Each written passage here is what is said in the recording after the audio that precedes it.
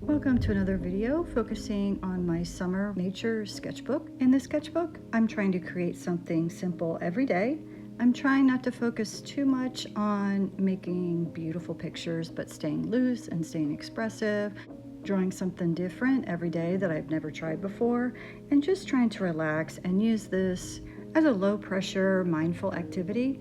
So I hope that this inspires you to try your own sketchbook practice. Not only will it help you improve your art, but it will help you relax and just enjoy the moment.